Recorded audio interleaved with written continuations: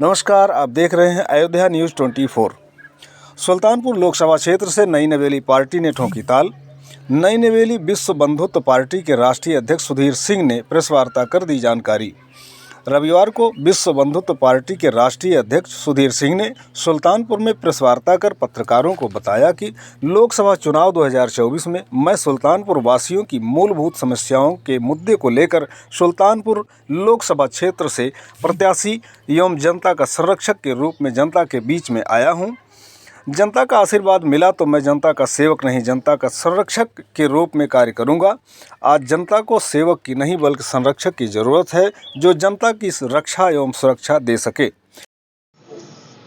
हम विश्व बंधुत्व पार्टी के राष्ट्रीय अध्यक्ष हैं, सुल्तानपुर के ही रहने वाले हैं, पार्टी भी यहीं पर बनी है। आज प्रेस वार्ता का उद्देश्य ये है कि हम लोकसभा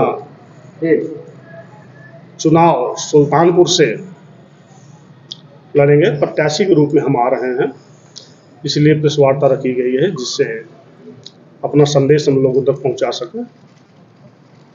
सुल्तानपुर जनता के लिए किन मुद्दों को लेकर के, और जैसा कि ये पार्टी आप बता रहे हैं विश्व बंधुत्व पार्टी है और इससे और भी पार्टियां हैं जो बड़ी पार्टियां हैं, इनसे कैसे चुनौती लेंगे आप?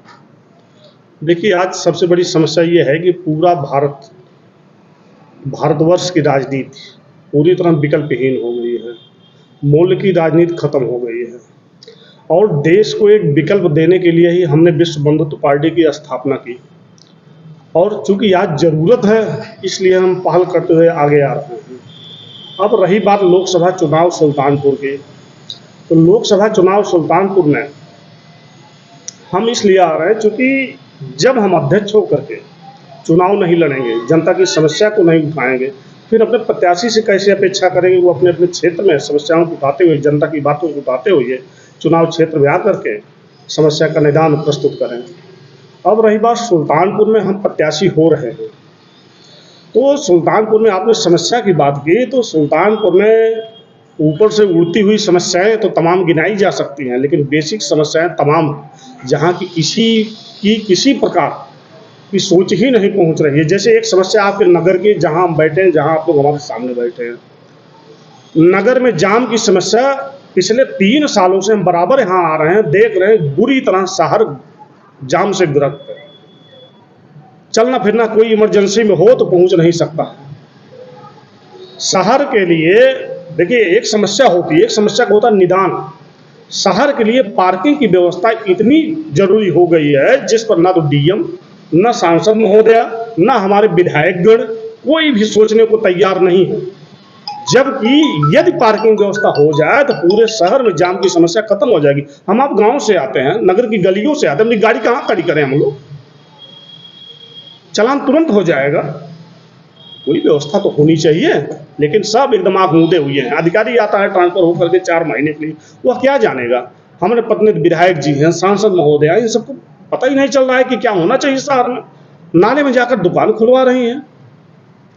और समस्याओं की बात करें हम पूरे जिले के लेवल पर, तो आपके जिला शहर के बगल ही चीनी मिल है।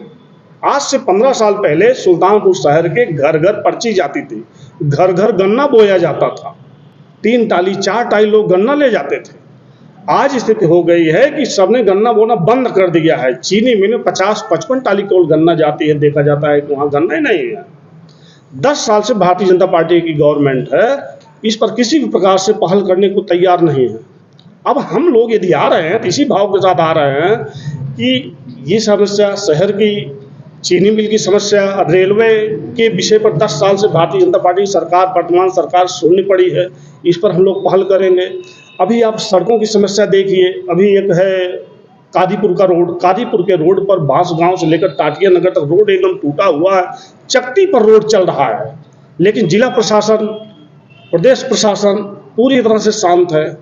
राष्ट्रीय लेवल पर देखा जाए तो एक नेशनल हाईवे है बांदा से टांडा का, सुल्तानपुर का खंड जो हम लोगों ने देखा है, वहां पर आपकी कार 60 किलोमीटर 60 की स्पीड में नहीं जा सकती है।